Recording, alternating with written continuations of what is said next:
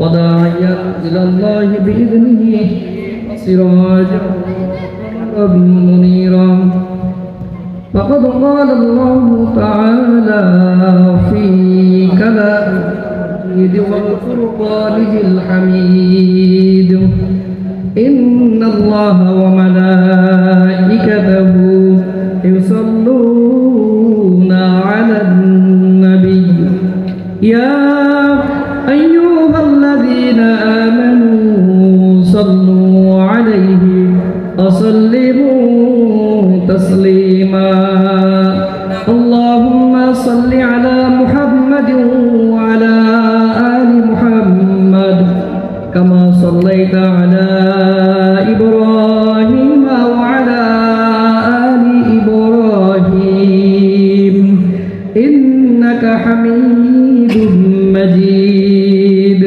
اللهم بارك على محمد وعلى آل محمد كما باركت على إبراهيم وعلى آل إبراهيم إنك حميد مجيد عبدك راجت বাংলাদেশের প্রাণকেন্দ্র ঢাকার শাহজাদপুর যুব সমাজের উদ্যোগে ভোলা জামে মসজিদ কমিটি কর্তৃক আয়োজিত আজকে তাফসিরুল কোরআন মাহফিলের সম্মানিত সভাপতি, প্রধান অতিথি, বিশেষ অতিথিবৃন্দ, আমার সামনে দিনদার পরহেজগার ইসলাম প্রেমিক সম্মানিত মুসল্লিয়ানে কেরাম, পর্দার আড়ালের সম্মানিত মা এবং বোনেরা, সকলের প্রতি আমার আন্তরিক সালাম। আসসালামু আলাইকুম ওয়া রাহমাতুল্লাহি ওয়া বারাকাতুহু। আমরা সর্বপ্রথম ওই মহান আল্লাহ রাব্বুল আলামিনের দরবারে লাখ কোটি শুকরিয়া আদায় করছি, যে মহান আল্লাহর একান্ত মেহেরবানিতে আমরা শারীরিক সুস্থতার সাথে মানসিক সুস্থতার সাথে তাফসিরুল কোরআন মাহফিলে বসার সুযোগ পেয়েছি। যে মহান আল্লাহ রাব্বুল আলামিন এই সুযোগ করে দিলেন, তার প্রতি অন্তরের অন্তরস্থল থেকে কৃতজ্ঞতা আদায় করে সকলে পড়ি আলহামদুলিল্লাহ। লাখ কোটি দরুদ এবং সালাম বর্ষিত হোক বিশ্বনবী হুজুর পাক সাল্লাল্লাহু আলাইহি ওয়াসাল্লামের প্রতি, যে রাসূলের আদর্শ এবং আনুগত্য গ্রহণ করার মাধ্যমেই ইহকালীন শান্তি এবং পরকালীন মুক্তির পথ নিশ্চিত। সেই রাসূলের প্রতি লাখ কোটি দরুদ এবং সালাম পেশ করছি সকলেই পড়ি সাল্লাল্লাহু আলাইহি ওয়াসাল্লাম। রুহের মাগফিরাত কামনা করছি আমাদের পিতা মাতা, দাদা দাদি, নানা নানি, শ্বশুর শাশুড়ি, আত্মীয় স্বজন, প্রিয়জন, আপনজন সহ সমাজের মধ্য থেকে যারা অন্ধকার কবরে শুয়ে আছেন, আল্লাহ সুবহানাহু ওয়া তাআলা যেন তাদের জীবনের সব ভুলগুলো মাফ করে দিয়ে জান্নাতুল ফিরদাউসের মেহমান হিসেবে কবুল করে নেন, সকলে পড়ি আমিন।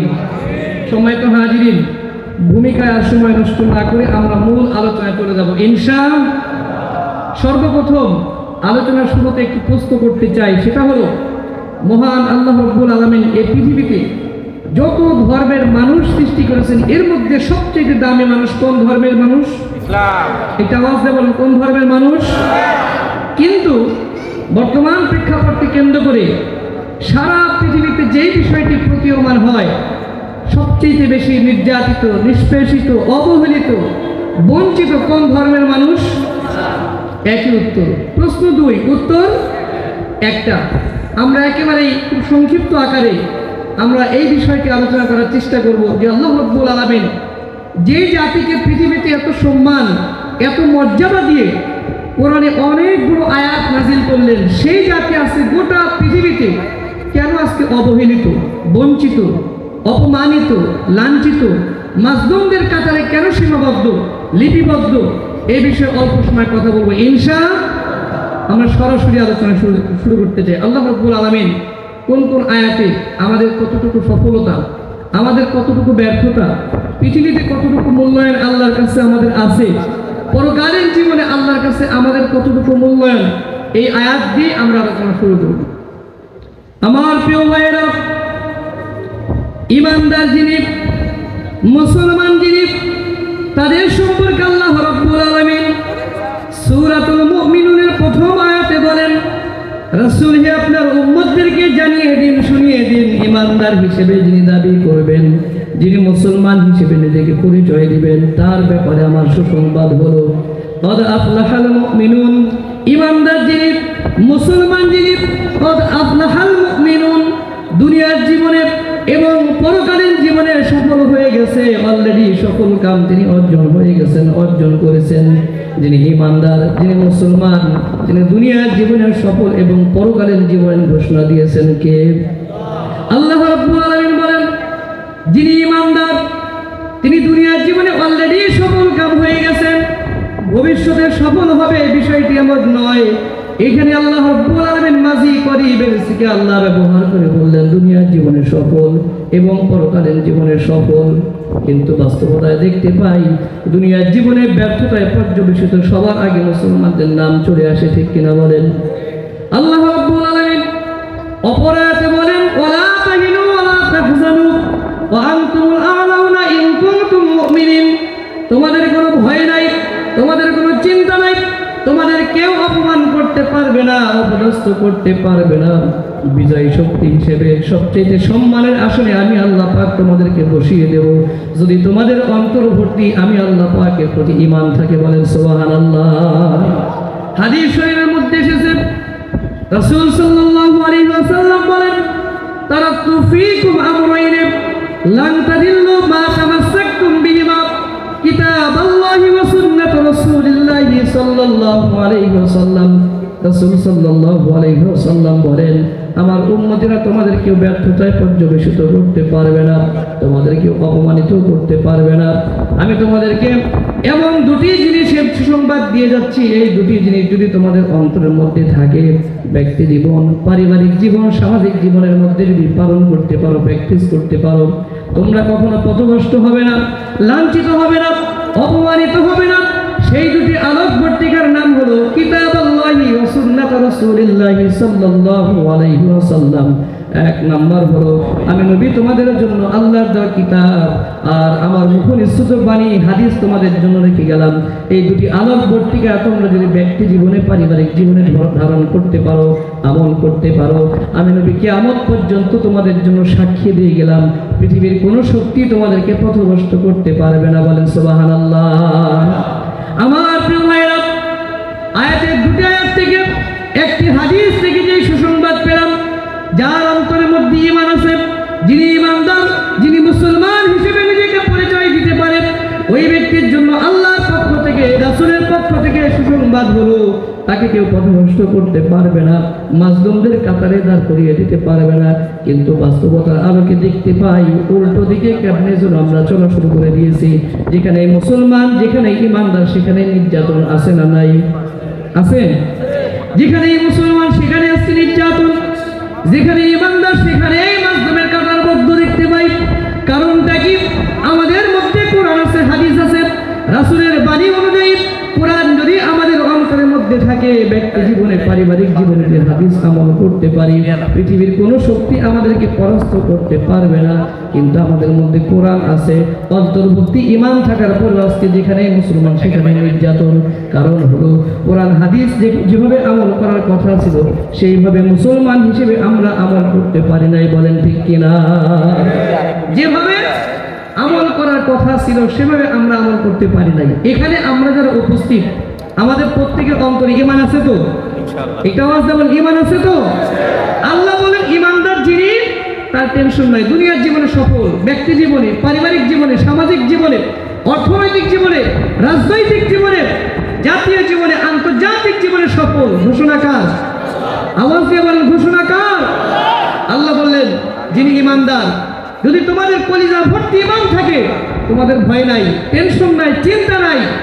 কিন্তু বাস্তবতার আলোকে ঈমানদার যারা, মুসলমান যারা, তাদের ব্যক্তি জীবনে, পারিবারিক জীবনে, সামাজিক জীবনে প্রত্যেকটা পরতে পরতে টেনশন, চিন্তা আছে না নাই? রাসূল বললেন কোরআন যেই জাতির মধ্যে আছে, হাদিস যে জাতির মধ্যে আছে, পৃথিবীর কোনো শক্তি নাই তাদেরকে পথভ্রষ্ট করতে। কিন্তু বাস্তবতায় দেখতে পাই গোটা পৃথিবীর কাফের মুশরিকরা ঐক্যবদ্ধ হয়ে মুসলমানদের বিরুদ্ধে এমন শক্ত অবস্থান নিয়েছে, মুসলমানরা মাজলুম, নির্যাতিত, অবহেলিত, লাঞ্ছিত। ঠিক কিনা বলেন? কেন? কোরআন এবং হাদিস আমাদের মধ্যে যেভাবে আমল করার কথা ছিল, মুসলমানরা মুখে মুখে স্বীকার করলেও বাস্তবতা দেখতে পাই কোরআন হাদিস আমাদের ব্যক্তি জীবনে, পারিবারিক জীবনে কোথাও আমল নাই। শুধুমাত্র মসজিদ, মাদ্রাসা, নামাজ, রোজা, এই সমস্ত নির্দিষ্ট কিছু আমলের মধ্যে আমার কোরআন হাদিসের আমল হয়।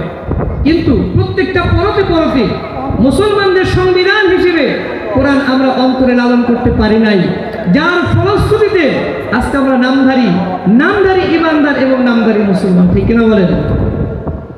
আমরা মনে করি এই কোরআন শুধুমাত্র ভূত তাড়ানোর জন্য, জিন তাড়ানোর জন্য, ঝাড়ফুঁকের জন্য, তাবিজ লেখার জন্য এসেছে।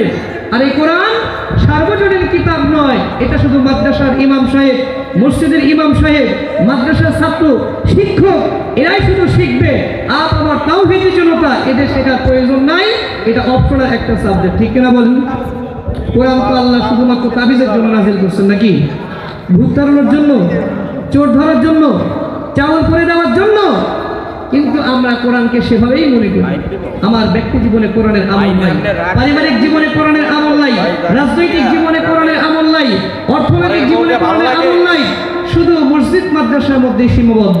এবং এই কোরআন যে আল্লাহ রাব্বুল আলামিন জীবিত মানুষদের জন্য নাযিল করেছেন, তার জন্য সুস্থ সুন্দর একটা পরিপাটি জীবনের অধিকারী হতে পারে, এটা আমরা ভুলে গেছি। আমরা মনে করি এই কোরআন জীবিত মানুষের জন্য নয়, মৃত মানুষের জন্য নাযিল করা হয়েছে, ঠিক কিনা বলেন? সারা জীবন কোরআন পড়ে নাই, কোরআন স্পর্শ করে দেখে নাই।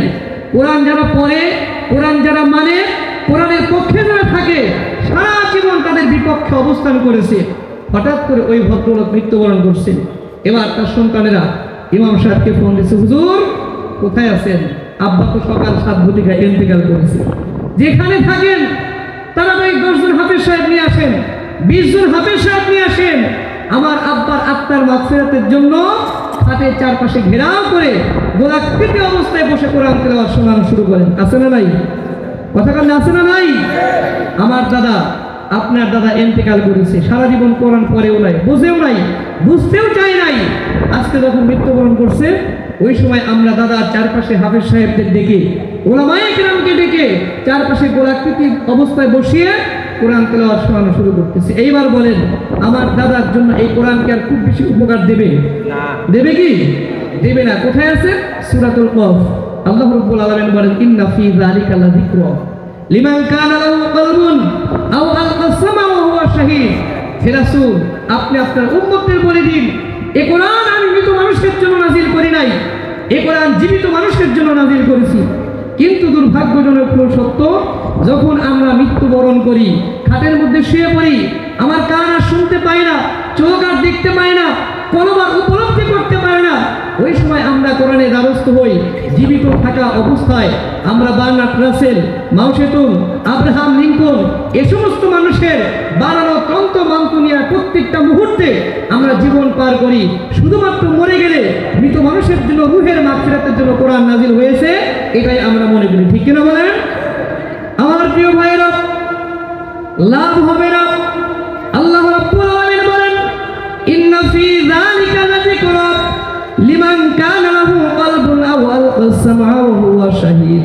হে রাসূল, আপনার উম্মতদের জানিয়ে দিন, তারা যদি ব্যক্তি জীবনে, পারিবারিক জীবনে, সামাজিক জীবনে, মুসলমান অবস্থায়, জীবিত থাকা অবস্থায় প্রত্যেকটা পরতে পরতে আমার কোরআনের বিধান অনুসরণ করে, দুনিয়ার জীবনে তাদের কোনো টেনশন নাই এবং পরকালীন জীবনে মুক্তির ব্যবস্থা আমি আল্লাহ পাক করে দেব। বলেন সুবহানাল্লাহ।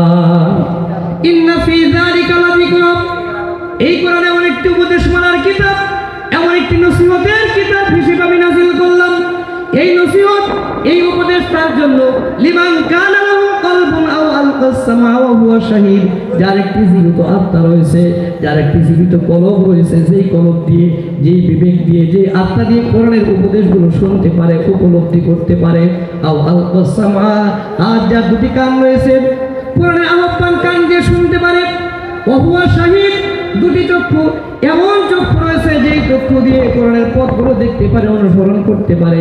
এই তিন গুণ বিশিষ্ট মানুষের জন্য কোরআন নাযিল করেছি। কয় গুণ বিশিষ্ট মানুষের জন্য বলেন? 3টা গুণ থাকতে হবে। কোরআন থেকে উপকৃত তখন আপনি আমি হতে পারবো যখন 3টা গুণের মালিকানা আমরা থাকবো। 1 নাম্বার হলো জীবিত আত্মা, 2 নাম্বার হলো জীবিত দুটি চোখ থাকবে, 3 নাম্বার জীবিত দুটি কান থাকবে, যেই কান দিয়ে শুনতে পাই, যে চোখ দিয়ে দেখতে পাই এবং যে আত্মা দিয়ে উপলব্ধি করতে পারি। এই 3 গুণ বিশিষ্ট মানুষের জন্য আল্লাহ পাক কুরআন নাযিল করেছেন। বলেন সুবহানাল্লাহ।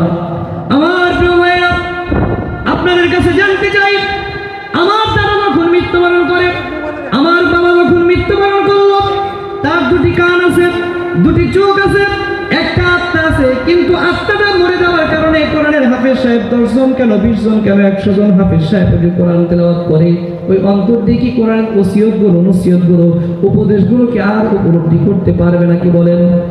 আমার মৃত বাবার, মৃত দাদার কান আছে, কিন্তু হাফেজ সাহেবরা যতই সুন্দর কণ্ঠ দিয়ে কোরআন তেলাওয়াত করুক না কেন, এই কান দুটি থাকার পরেও কানের শ্রবণ শক্তি নষ্ট হয়ে যাওয়ার কারণে, মৃত্যুবরণ করার কারণে আল্লাহর কথাগুলো সে শুনতে পায় না। 2টি চোখ আছে, কিন্তু কোরআন যে ওসিয়ত দিয়েছে, চোখ দিয়ে কোরআনের ওসিয়ত অনুযায়ী পথ আর দেখতে পায় না। আমার ভাইরা, আমার বন্ধুগণ, আমার ওসিয়ত কখনো মৃত মানুষের জন্য হতে পারে না, জীবিত মানুষের জন্য ওসিয়ত, ঠিক কিনা বলেন? আল্লাহ রাব্বুল আলামিন বলেন, ইন্নাস সালাতা তানহা আনিল ফাহশাই ওয়াল মুনকার, নিশ্চয় নামাজ মানুষকে গর্হিত কাজ থেকে বিরত রাখে।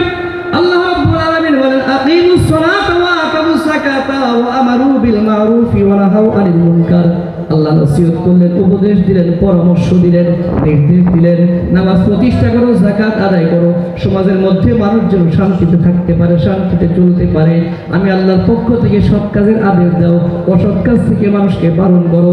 এই যে নসিহত, এই যে পরামর্শ, আপনি চাইলেও আপনার দাদার কানের কাছে যতবার এই পরামর্শ নসিহতগুলো শোনান, আপনার দাদার আত্মাটা মৃত্যুবরণ করার কারণে, আপনার দাদার চোখটা বন্ধ হয়ে যাওয়ার কারণে, আপনার পিতার কান দুটি মৃত্যুবরণ করার কারণে, এই কোরআনের ওসিয়ত যতই সুন্দর হোক না কেন, ইমাম সাহেবের, হাফেজ সাহেবের কণ্ঠ যতই সুন্দর হোক না কেন, একটা নসিহত আর বাস্তবায়ন করা মৃত মানুষের জন্য সম্ভব হবে না। বলেন ঠিক কিনা? আমার প্রিয় ভাইরা, যার ফলশ্রুতিতে আমাদের মাঝে কোরআন আছে, হাদিস আছে, কিন্তু কোরআনের কোনো বিধি বিধান অনুসরণ করতে চাই না। দুনিয়ার জীবনে ম্যাকিমিলিয়ার বিধান অনুসরণ করতে চাই, কার্ল মার্কসের জীবনে অনুসরণ করতে চাই, আব্রাহাম লিঙ্কনের জীবনে অনুসরণ করতে চাই, বাংলাদেশের ডক্টর কামারের সংবিধান অনুসরণ করতে চাই। আল্লাহর কোরআনকে মাইনাস করার কারণে আল্লাহর পক্ষ থেকে লানত, গজব, অভিশাপ মুসলমানদের জন্য প্রতিনিয়ত বৃষ্টির মতো নাজিল শুরু হয়েছে। বলেন ঠিক কিনা? আমি কি বুঝাতে পারছি ভাই? বুঝাতে পারছি কি? বিশ্বাস করেন, কোরআন থেকে মুসলমানের যত দূরে চলে যাবে, টাকা পয়সা, বাড়ি গাড়ি, অর্থ ক্ষমতা, যত বিত্তবান ব্যক্তি হোক না কেন, তার অন্তর থেকে, কলিজার থেকে আল্লাহ তার সুখ নামক নিয়ামত, শান্তি নামক নিয়ামত, মর্যাদা নামক নিয়ামত, সম্মান নামক নিয়ামত, ক্ষমতা নামক নিয়ামত আল্লাহ পাক ছিনিয়ে নেবেন। কেন?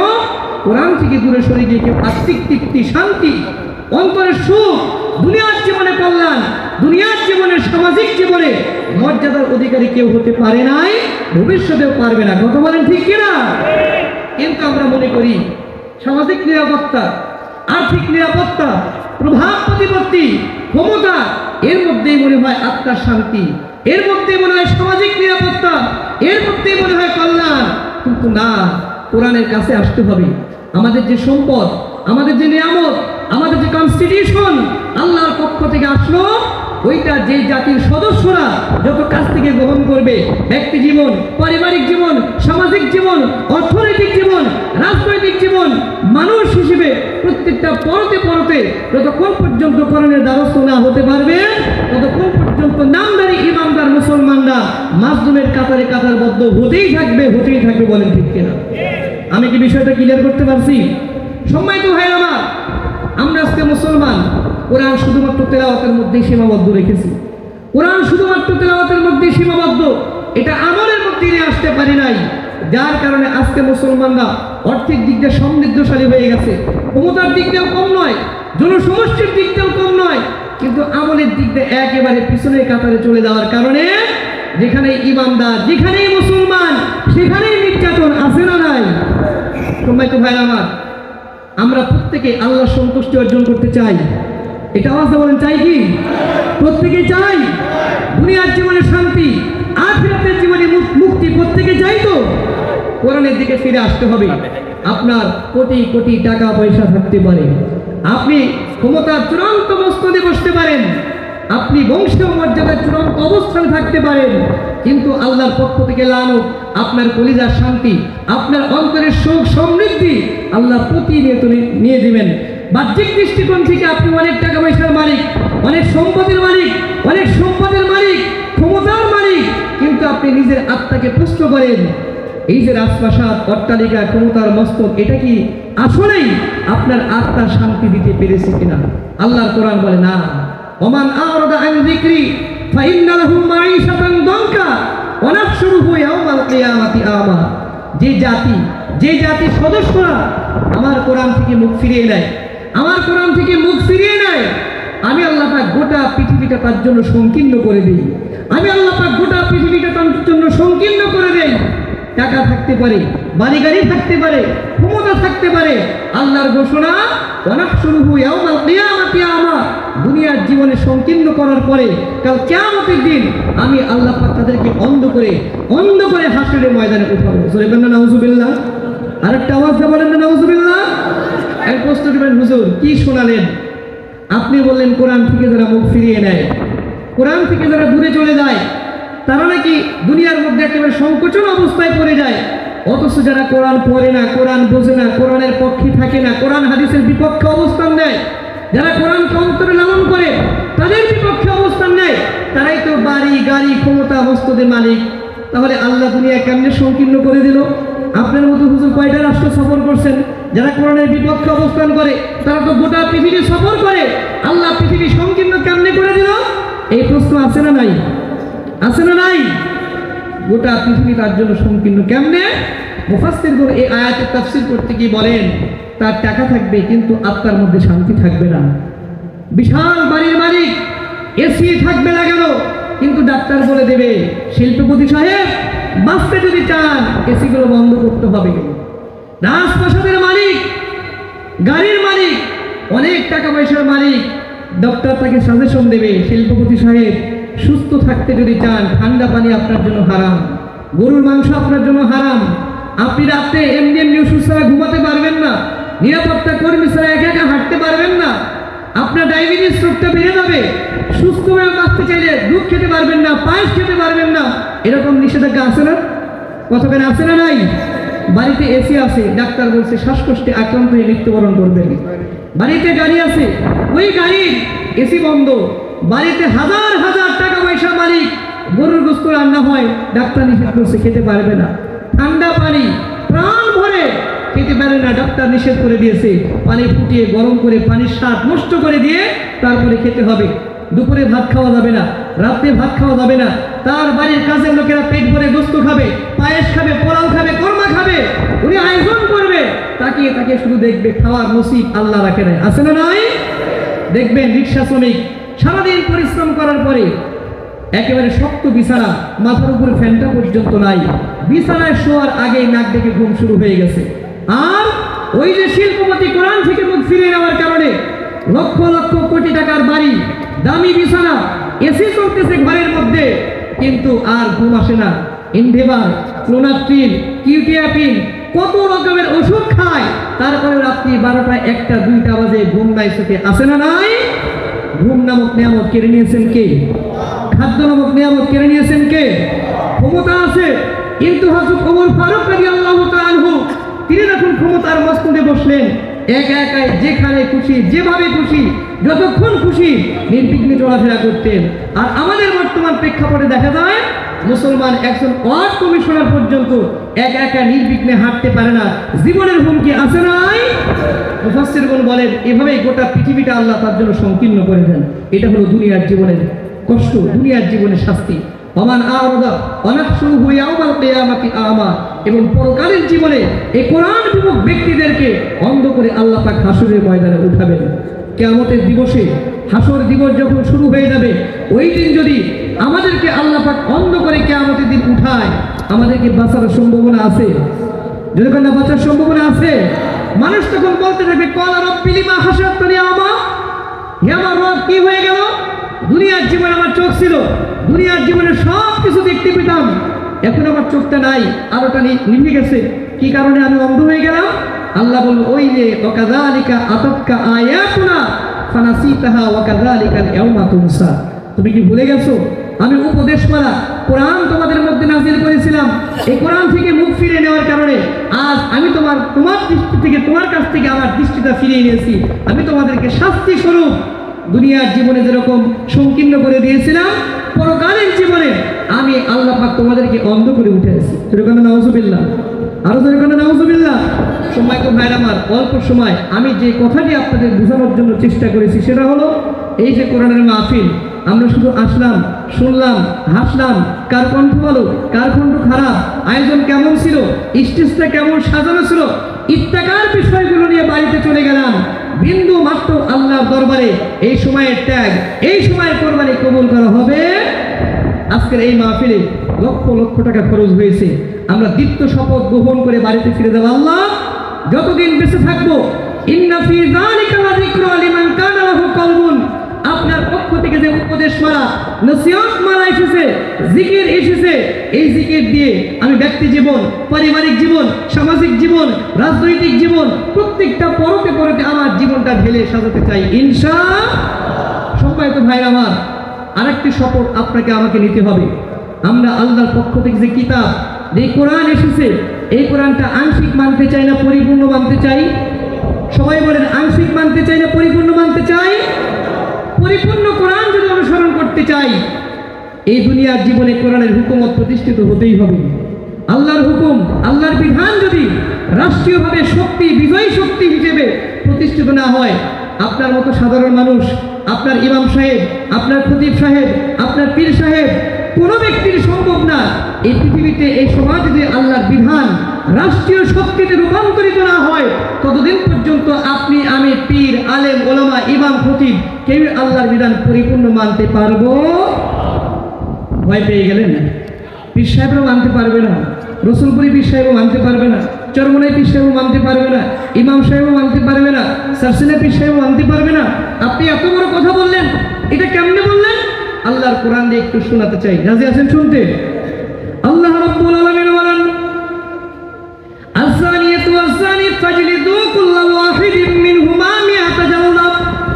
হে রাসূল, আপনি বিশ্ববাসীকে শুনিয়ে দিন, কোন ব্যক্তি যদি শয়তানের ধোঁকায় পড়ে, নফসে আম্মারায় ধোঁকায় পড়ে যদি জিনা বা ব্যভিচারে লিপ্ত হয়, ওই ব্যক্তির ফয়সালা, ওই ব্যক্তির জন্য শাস্তিটা কি হবে আমি আল্লাহ পাক নির্ধারণ করে দিলাম। যদি তারা অবিবাহিত নারী এবং পুরুষ হয়, তাহলে আমি আল্লাহ পাকের পক্ষ থেকে বিধান হলো প্রকাশ্যে দিবালোকে 100 বেত্রাঘাত করতে হবে। এটা আমি আল্লাহ পাকের বিধান। বলেন সুবহানাল্লাহ। আল্লাহ রাব্বুল আলামিন বলেন, আস-সারিকু ওয়াস-সারিকাতু ফাকতাউ আইদিয়াহুমা জাযাআন বিমা কাসাবা নাকালাম মিনাল্লাহ, জাযাআন বিমা কাসাবা নাকালাম মিনাল্লাহ। হে রাসূল, আপনার উম্মতদের শুনে দিন, শয়তানের ধোঁকায় পড়ে, বন্ধু বান্ধবের ধোঁকায় পড়ে কোনো ব্যক্তি যদি কোনো ইমানদার চুরি করার মতো অন্যায় কর্মে লিপ্ত হয়, ওই ব্যক্তির ফয়সালা কি হবে, শাস্তি কি হবে, দুনিয়ার কোনো বিচারপতি এই শাস্তির বিধানটা দিতে পারবেন না।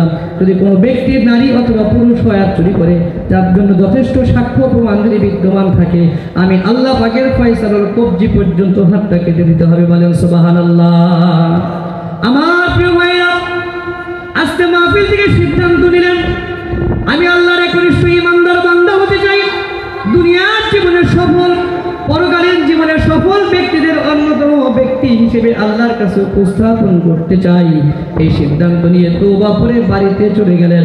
মনে মনে সিদ্ধান্ত নিলেন, সকাল বেলা থেকে শুরু করে আমার ব্যক্তি জীবন, পারিবারিক জীবন, সামাজিক জীবন, রাজনৈতিক জীবন, আমি মুসলমান হিসেবে আমার অবস্থান থাকবে যেইখানে, ওইখানে আল্লাহর কোরআনের হুকুম ছাড়া বিন্দু মাত্র অন্য হুকুম মানব না। এই সিদ্ধান্ত নিয়ে বাড়িতে চলে গেলেন। বাড়িতে যাওয়ার পরে হঠাৎ করে কে যেন আপনার বাড়িতে চুরি করলো, সাক্ষ্য প্রমাণের ভিত্তিতে চোরও ধরা পড়ে গেল। আপনি সিদ্ধান্ত নিলেন, আল্লাহ রাব্বুল আলামিন কোরআনুল কারীমের মধ্যে মা ফাররাতনা ফিল কিতাবি মিন শাই বলে ঘোষণা দিলেন। আল্লাহ বললেন, এই কোরআনের মধ্যে এমন কোনো বিষয় বাদ রাখি নাই যে এটা তোমার জীবনে প্রয়োজন। আমি আল্লাহ পাক একেবারে রান্নাঘর থেকে শুরু করে আন্তর্জাতিক জীবনে তোমার চলার জন্য প্রত্যেকটা বিধান কোরআনের মধ্যে দিয়ে দিলাম। বলেন সুবহানাল্লাহ। আপনি সিদ্ধান্ত নিলেন, তাহলে চুরি করার বিচারটা কেমনে হবে?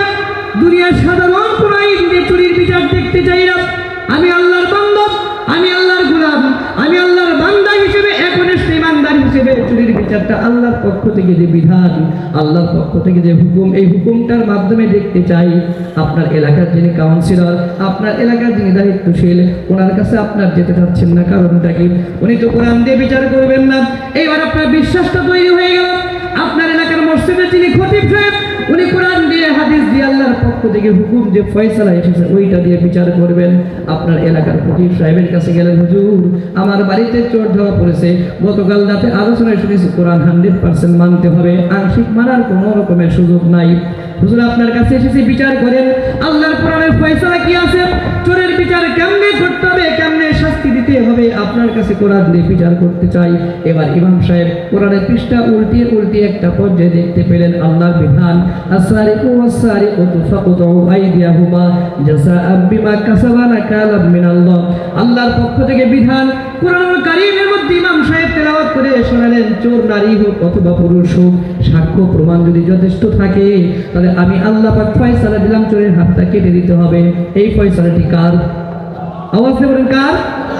এবার ইমাম সাহেবকে বলেন, হুজুর আর কাল বিলম্ব করার দরকার নাই, আমার প্রতিবেশীরা যথেষ্ট সাক্ষ্য প্রমাণ হাজির করেছেন, হাতটা কেটে দিন। এবার আমার প্রশ্ন হলো, আপনার এলাকার ইমাম সাহেব, খতিব সাহেব যত বড় আল্লাহর ওলি হোক না কেন, যত বড় পীর সাহেব হোক না কেন, ওই সলিমুদ্দিন চোর চুরি করার কারণে আল্লাহর কোরআন দিয়ে কি হাতটা কেটে দিতে পারবে নাকি বলেন? পারবে? এবার আপনি কষ্ট পেলেন, ছোট মসজিদের খতিব সাহেবকে দিয়ে হবে না, বাইতুল মুকাররমের খতিব সাহেবের কাছে গেলেন, হুজুর আল্লাহর কোরআন দিয়ে চোরের বিচারটা করে দিন, আমি দেখি আল্লাহর কোরআন দিয়ে ফয়সালা দেন। এবার খতিব সাহেব কি পারবেন? বাইতুল মুকাররমের খতিব সাহেব কি হাতটা কাটতে পারবেন নাকি বলেন? পারবেন? কথা কি বুঝতেছেন না? পারবেন?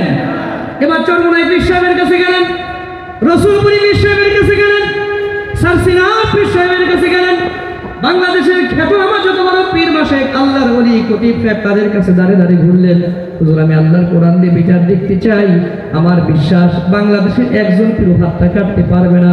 তারা বলবে I am sorry, it is very impossible for me. আমরা দুঃখ প্রকাশ করি, আমি দুঃখিত, আমার হাতটা কাটা সম্ভব হবে না। কারণটা কি? আল্লাহর দেওয়া বিধান বাংলাদেশে বিজয়ী শক্তি হিসেবে না থাকার কারণে আমি যদি কোরআন দিয়ে চোরের হাতটা কেটে দেই, 10 মিনিটের ব্যবধানে থানা থেকে পুলিশ এসে আমাকে 14 শিকের মধ্যে ঢুকায় দেবে, যার ফলশ্রুতিতে আল্লাহর কোরআন বাদ ওই ডক্টর কামালের দেওয়া বিধান অনুযায়ী 3 মাসের জেল এবং 100টা বেত্রাঘাত, 100 বার জুতার বাড়ি দিয়ে এই চোরের বিচারটা করে দেওয়া হবে। বলেন ঠিক কিনা? আমার প্রিয় মায়েরা, আল্লাহ রাব্বুল আলামিন বললেন, আফাতুমিনুনা বিবাদিল কিতাবি ওয়া তাকফুরুনা বিবাদ।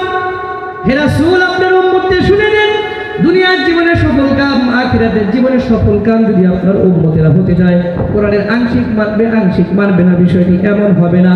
দুনিয়ার জীবনে শান্তি এবং পরকালীন জীবনে মুক্তির জন্য পুরা কোরআনটা টপ টু বটম 100%, 114টি সূরা, 6666 মতান্তরে 6636টি আয়াতের প্রতি, প্রত্যেকটা বর্ণের প্রতি, প্রত্যেকটা অক্ষরের প্রতি, হরফের প্রতি ঈমান আনতে হবে। একটি হরফ, একটি শব্দ যদি অস্বীকার করে, ডিনাই করে, মাইনাস করে, নিজেকে যত বলে আল্লাহর ওলি দাবি করে না কেন, ঈমানের দৌলত হারিয়ে যাবে। বলেন ঠিক কিনা? আমার প্রিয় ভাইরা, তাহলে আমার মতো পীর সাহেব কোরআনের বিধানটা মাইনাস করে দিলাম, জবাই করে দিলাম, মানুষের তন্ত্র দিয়ে চোরের হাতটা কেটে বিচার যদি করে দেয়, এবার আল্লাহ পাকের ঘোষণাটা শুনেন। আল্লাহ রাব্বুল আলামিন বলেন, তুমি যত বড় পীর দাবি করো না কেন, যত বড় আল্লাহ হাজী সাহেব দাবি করো না কেন, ওয়ামাল্লাম ইয়াহকুম বিমা আনজালাল্লাহু ফাউলাইকা হুমুল কাফিরুন। যে ব্যক্তি আমার দেওয়া বিধান অনুযায়ী, আমার দেওয়া কোরআনের হুকুম অনুযায়ী বিচার ফয়সালা করতে পারে না, সেই ব্যক্তি যত বড় আল্লাহ ওলি দাবি করুক না কেন, আমি আল্লাহ পাকের ঘোষণা ওই ব্যক্তি কাফেরদের অন্তর্ভুক্ত। বলেন নাউযুবিল্লাহ। ওয়ামাল্লাম ইয়াহকুম বিমা আনজালাল্লাহু ফাউলাইকা হুমুজ যালিমুন। যে ব্যক্তি আল্লাহর কোরআন দিয়ে বিচার ফয়সালা করে না, যে ব্যক্তি আল্লাহর বিধান দিয়ে কোনো বিচারের ফয়সালা দিতে পারে না, রায় দিতে পারে না, সেই ব্যক্তি যত বড় হাজী সাহেব দাবি করুক না কেন, যত বড় খতিব সাহেব দাবি করুক না কেন, মুফতি সাহেব দাবি করুক না কেন, আল্লাহ পাক বলেন আমার বিধানটা মাইনাস করার কারণে আমি আল্লাহ পাক ওই ব্যক্তিদের জালেমদের কাতারে বদ্ধ করে দিলাম। বলেন নাউযুবিল্লাহ। এরপরে আবার আল্লাহ বলেন, ওয়ামাল্লাম ইয়াহকুম বিমা আনজালাল্লাহু ফাউলাইকা হুমুল ফাসিকুন। যে ব্যক্তি কোরআন দিয়ে বিচার করে না, যে ব্যক্তি কোরআনের ফয়সালাকে মেনে নিতে পারে না, আমি আল্লাহ পাকের ভাষায় সেই ব্যক্তি ফাসিক।